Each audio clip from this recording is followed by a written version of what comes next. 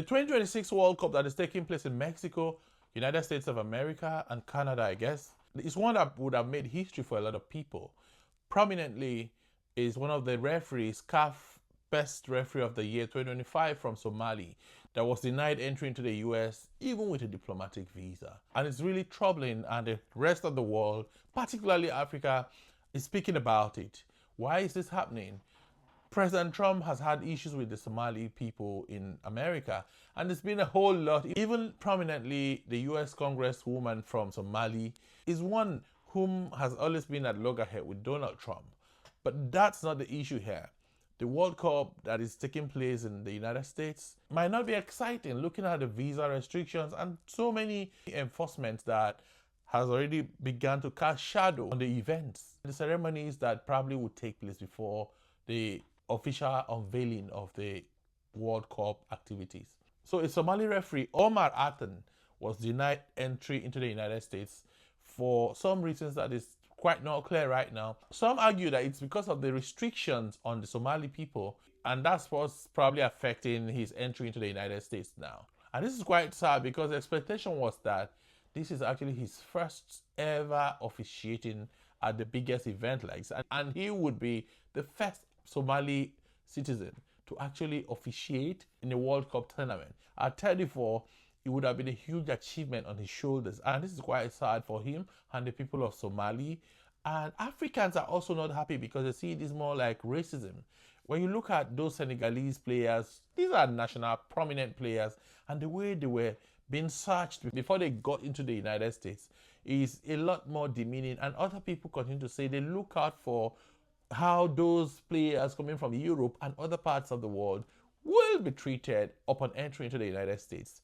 The United States World Cup is one that a lot of people probably don't look forward to coming in to watch for many reasons, including the hike in prices of tickets.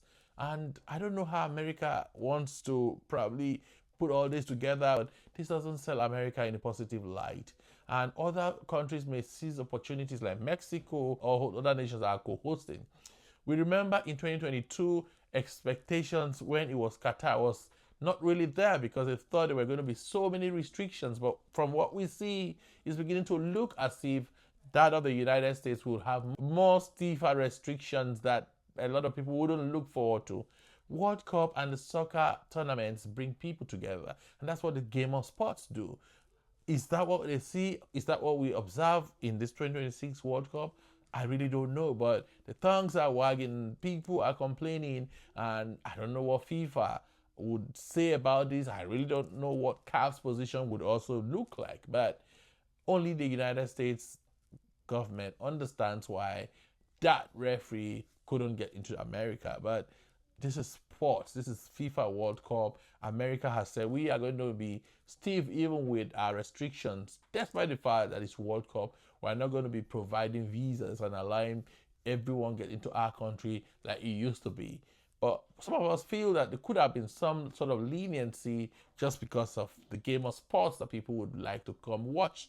I really don't know, but as the events unfold, beyond the restrictions, we believe a whole lot might happen in the World Cup. And I don't know who you probably think would go home with a trophy at the end of the day.